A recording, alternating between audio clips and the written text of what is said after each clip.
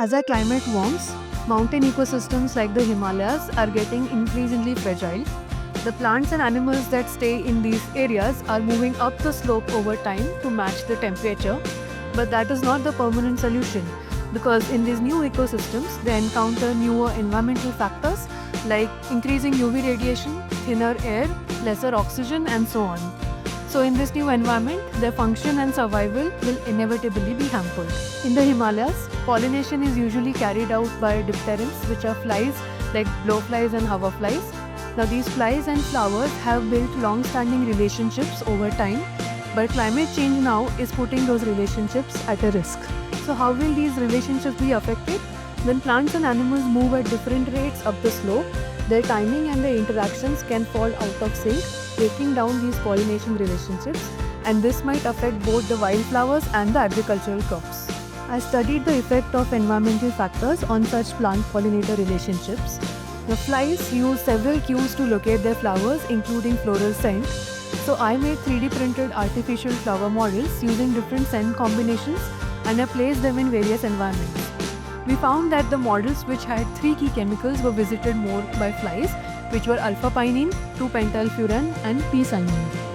This is important to study because changing environments can modify pollinator cues and thus their choices. We also found that landscape features like the floral community had a much larger impact than features like elevation and temperature. So as long as the landscape is not drastically different, pollinator choices tend to persist. Next, I examined how environmental factors might affect hoverfly species across an elevational gradient. For that, I focused on one hoverfly species, Eristalis tenax, which is a key pollinator for both agricultural crops and the meadows. Using field-collected individuals, I studied whether elevation and temperature have an impact on the fly's physiology.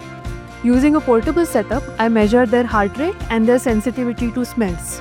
The results were quite striking. Elevation did not impact their heart rate but reduced their sensitivity to floral scents, while temperature influenced their heart rate but did not affect their sensitivity to smells. I also examined the anatomy of Eristalis tenax using a method similar to CT scan. Their body structure showed almost no variation, even across an elevational gradient of 1,000 meters.